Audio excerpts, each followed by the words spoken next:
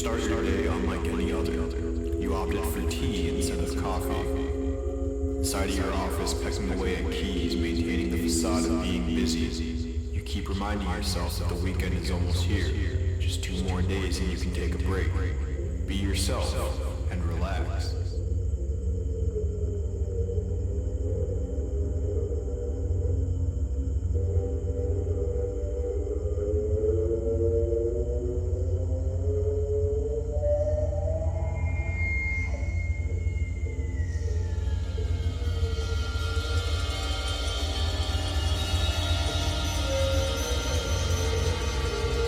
Lunch in 2 hours. You pass by your coworker's desk, but they have all been left temporarily. There's a taste of pine cleaner in the air, and you remember that today is Wednesday. The janitor should be in today. 2 more days until you can take a break.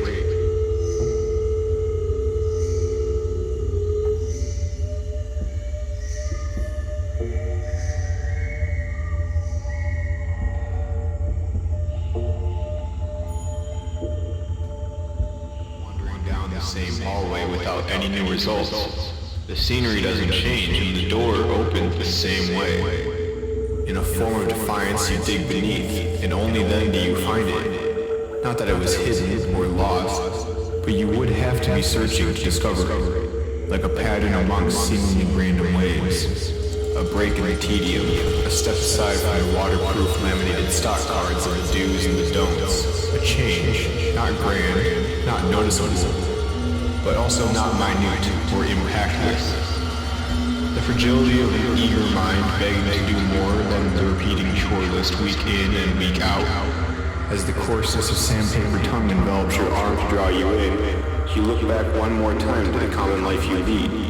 You wonder if you'll miss those desks, the smell of pine cleaners, and the gentle buzz of overhead lights competing against the teasing thermal caress of the sun outside. You look forward, and there you see your future, and the head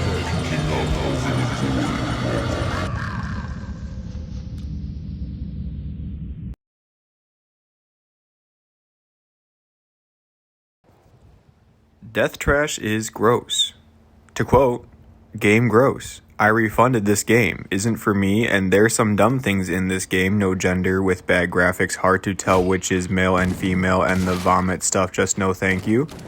I don't get why people giving this game positive reviews. This game disgusting and super weird, and this game is trash like the name. Save your money and buy the Ascension. Death Trash is a post-apocalyptic, semi-open world, pixel art roguelike.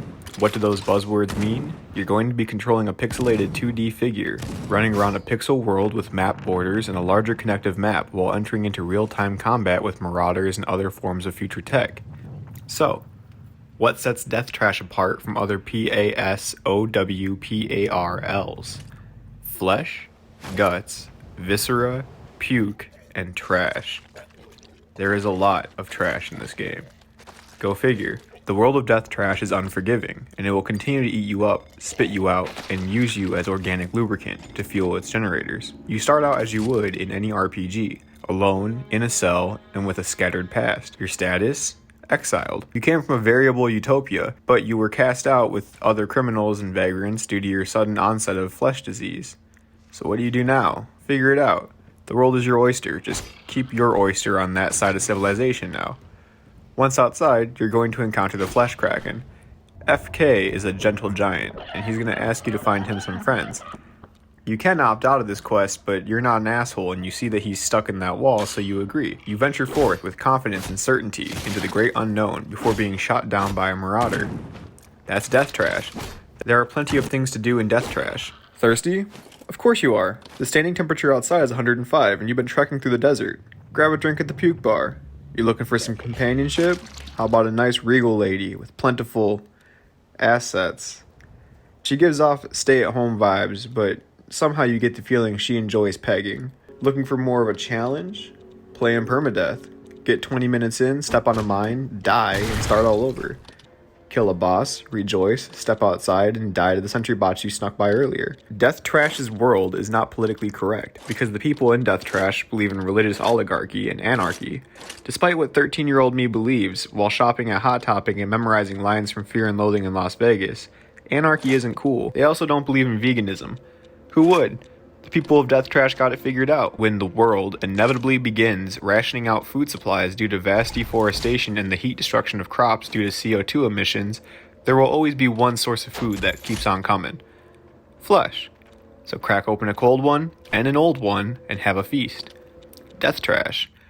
There may be some concerns regarding this game being in early access. However, Crafting Legends developers Stephan and Christian have been working very hard on this game, and there have been plenty of updates since its release about 3 weeks ago. So just check your ego at the door, give it a shot, and send bug reports. The development team for Death Trash is in modest size, just 4 people. I'm going to list their names here because I don't want to make an ass of myself trying to pronounce some of them. I apologize, guys. But I do want to give kudos. With just 2 people on code and design, and James Dean kicking out some insane, dark, droning ambient, this game came together really well, and I'm really happy with what it is. I can't wait to see what the team provides with future updates, and I'm looking forward to playing this game more as additional content is released. And that's it. Go play this goddamn game.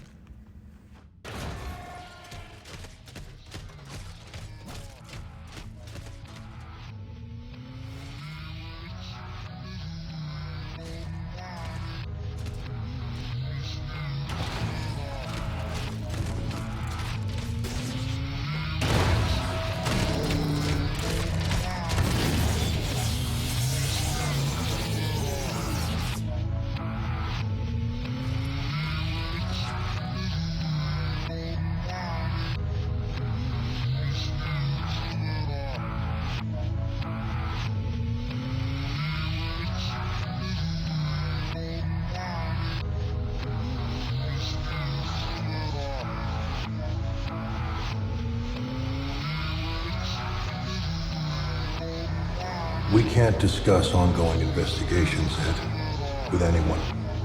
I'm sure you understand. Of course, Bill.